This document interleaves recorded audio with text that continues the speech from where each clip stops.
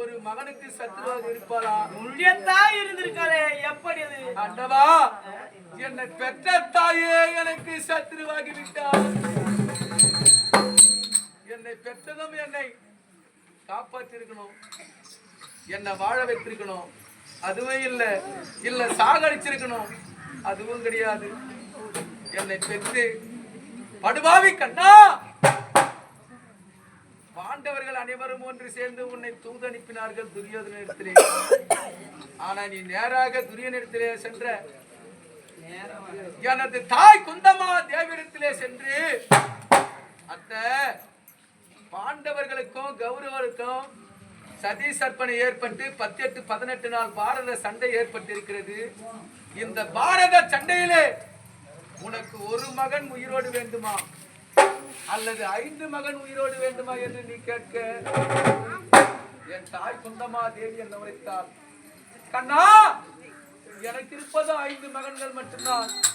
ஆனா ஒரு மகன் வேண்டுமா 5 மகன் வேண்டுமா என்னடா என்ன வார்த்தை உரைத்தாள்.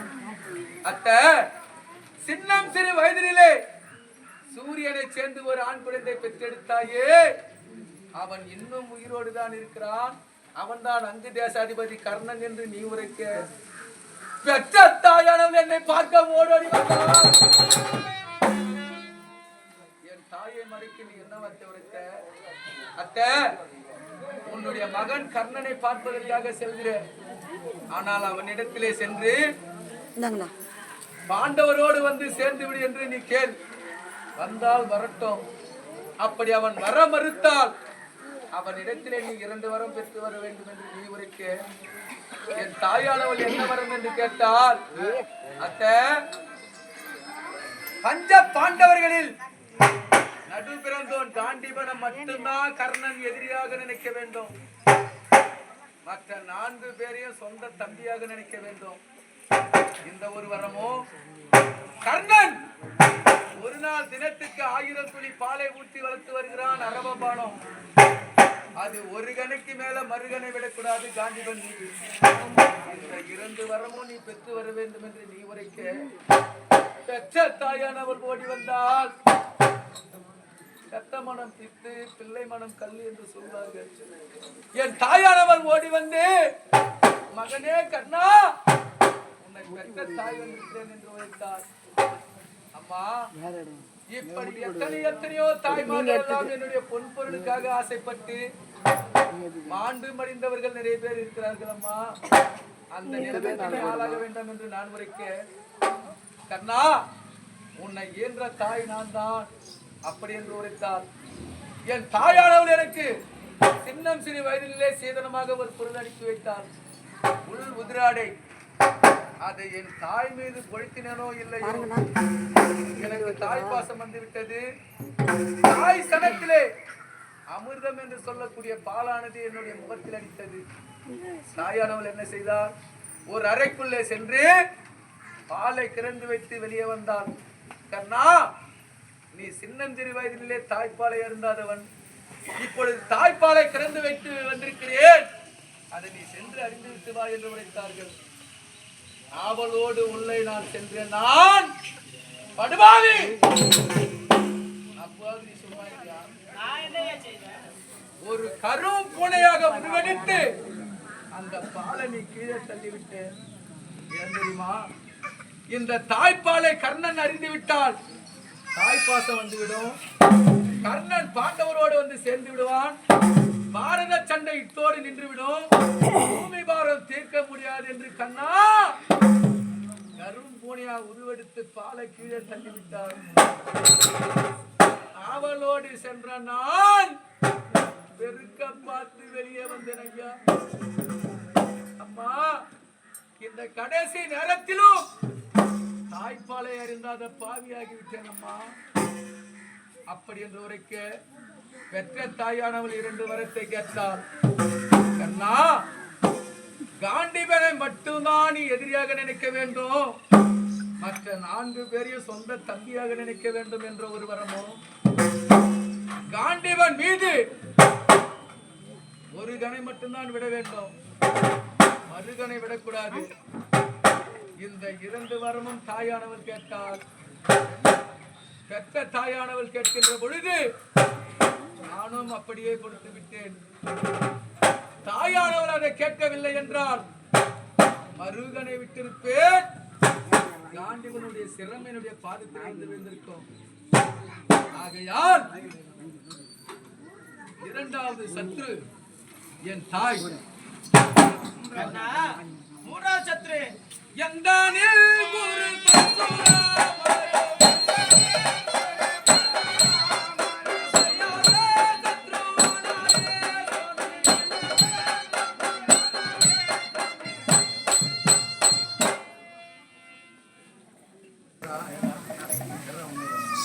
பரசுராமரே பிள்ளைகளுக்கு மட்டும்தான் வித்தியாரம் எல்லாம் கற்றுக் கொடுப்பேன் என்று பிராமண பிள்ளைகளுக்கெல்லாம் கற்றுக் கொடுத்தார்.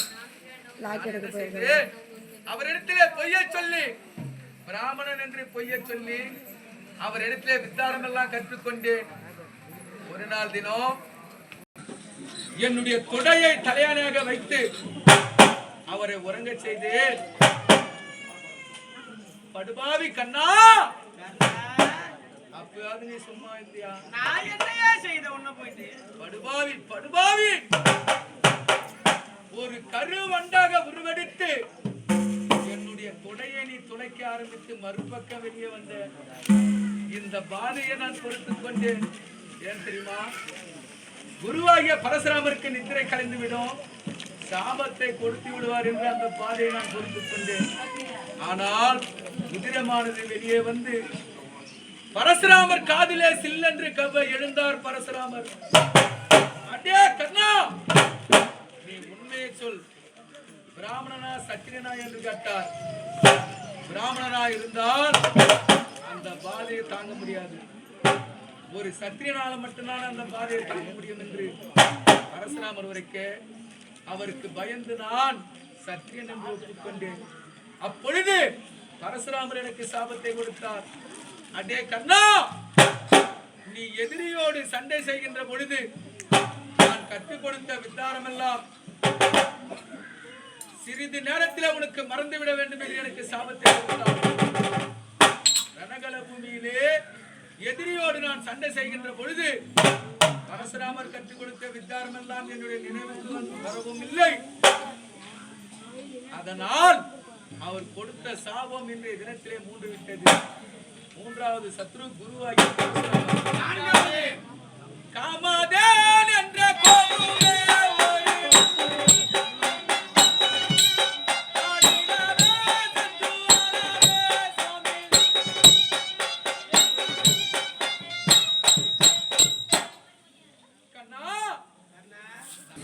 காமதேன் என்று சொல்லக்கூடிய ஒரு பசி எனக்கு சாபத்தை கொடுத்தது. அடே கண்ணா, குழந்தை நீ எப்படி துடிதுடித்து மடித்தாயோ அதே போல கடைசி நேரத்திலே நீ எதிரியோடு சண்டை செய்கின்ற பொழுது அதே தேர் சக்கரத்திலே நீ மாட்டி மடிந்து விட எனக்கு சாபத்தை கொடுத்தது. அந்த சாபம் இப்பொழுது மூண்டுவிட்டது. அதனால் 4வது சத்ரு காமதேனு. 5வது இந்திரதேவனு தந்தமாகவே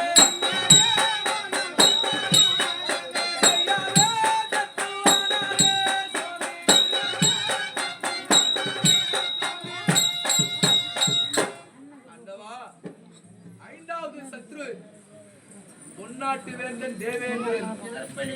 எப்படி தெரியுமா?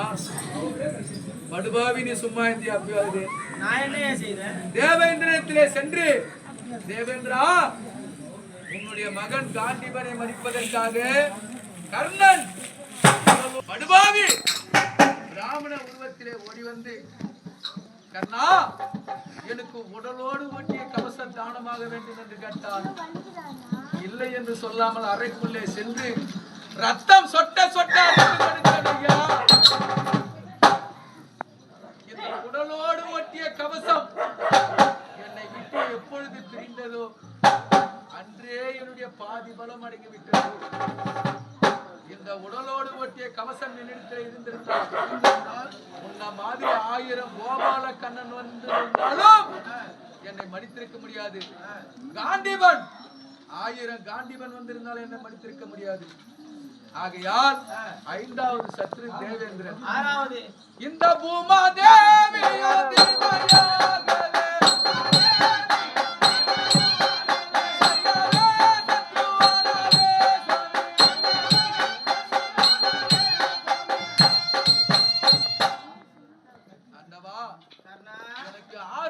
சத்ரு இந்த பூமாதேவி. இந்த பூமி தாய் கூட உனக்கு சத்ருவா? இப்பொழுது எனக்கு சத்ரு ஆகிவிட்டார். எப்படி தெரியுமா? எப்படி? படுபாவி கண்ணா, காண்டிபன் மீது நான் பானம் எடுக்கின்ற பொழுது நீ பூமாதேவியிடத்திலே 1.25 அடி இடம் கேட்ட.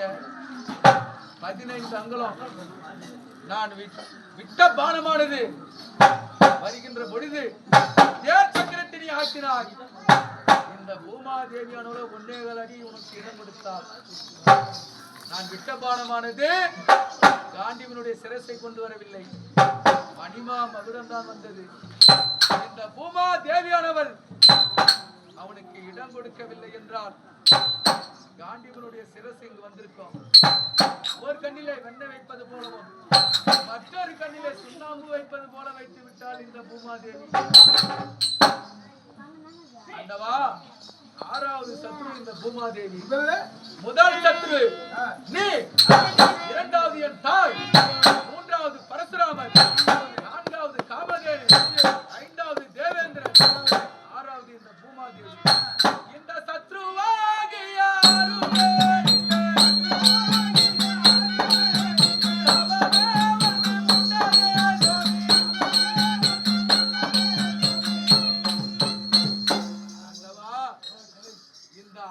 யாருமே சிறுக சிறுக மறித்து விட்டார்.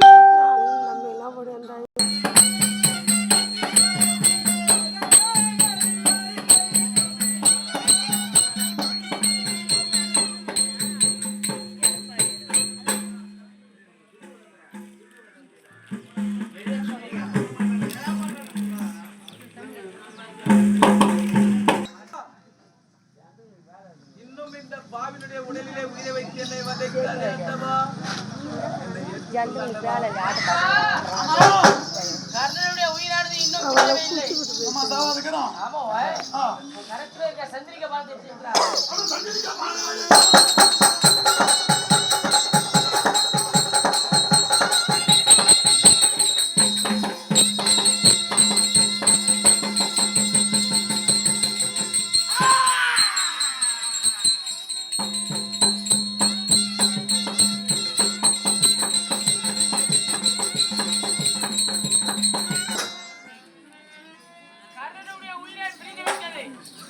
அவன் உயிரை இறந்ததை செய்தியே என் அத்தை குந்தி எடுக்கிற இப்ப பாரு அத்தை குந்தி.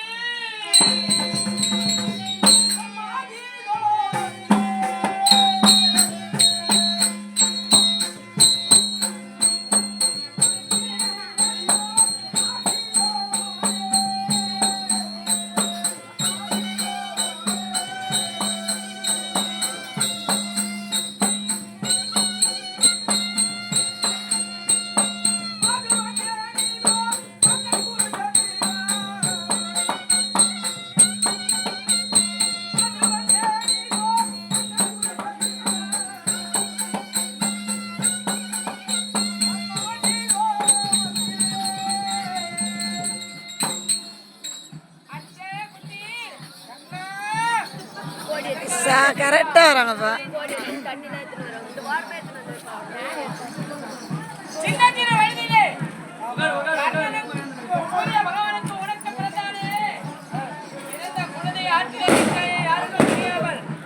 அவன் யார் தெரியுமா? அக்னிதேசத்தை ஆளக்கூடிய கர்ணன்.